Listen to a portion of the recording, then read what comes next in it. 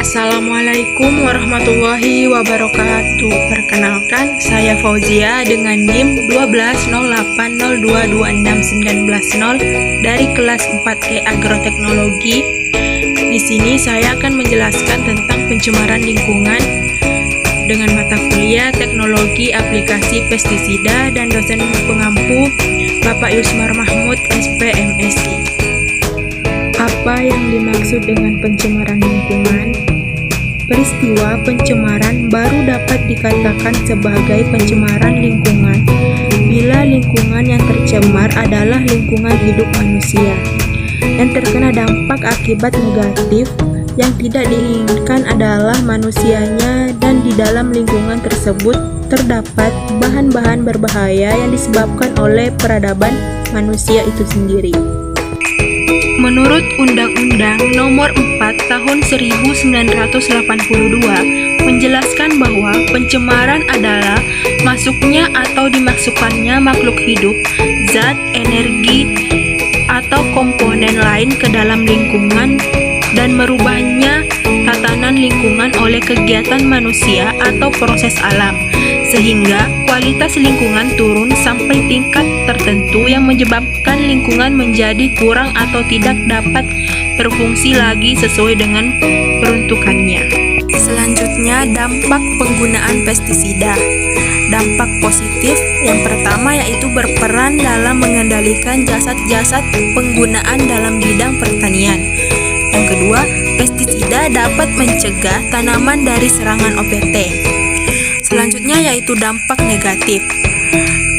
Dampak negatifnya menimbulkan dampak negatif baik itu bagi kesehatan manusia maupun bagi kelestarian lingkungan dan meningkatkan perkembangan populasi jasad pengganggu tanaman. Selanjutnya yaitu jenis-jenis pencemaran lingkungan. Yang pertama, pencemaran air. Pencemaran air terjadi pada sumber-sumber air seperti danau, sungai, laut, dan air tanah yang disebabkan oleh aktivitas manusia. Air dikatakan tercemar jika tidak dapat digunakan sesuai dengan fungsinya. Pencemaran pestisida yang diaplikasikan di sawah beririgasi. Contohnya, sebagian besar menyebar di dalam air pengairan dan terus ke sungai dan akhirnya ke laut. Yang kedua, pencemaran udara.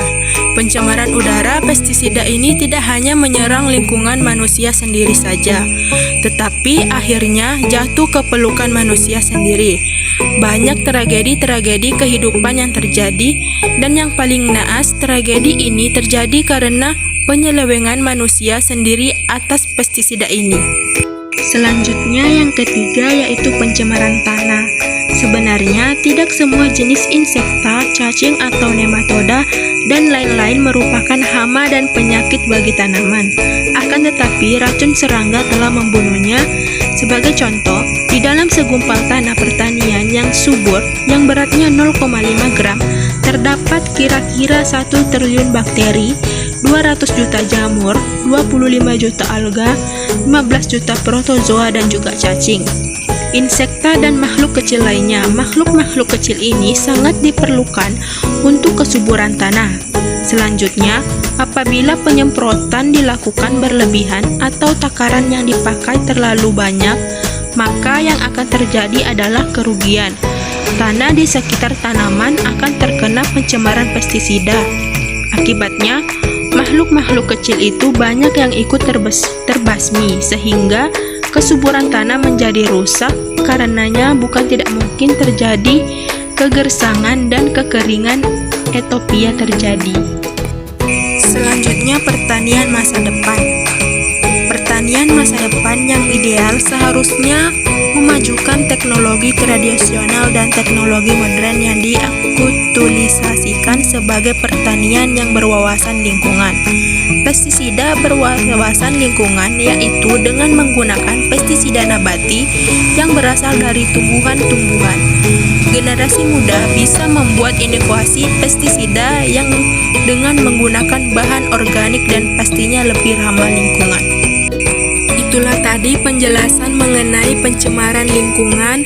Semoga bermanfaat bagi semua.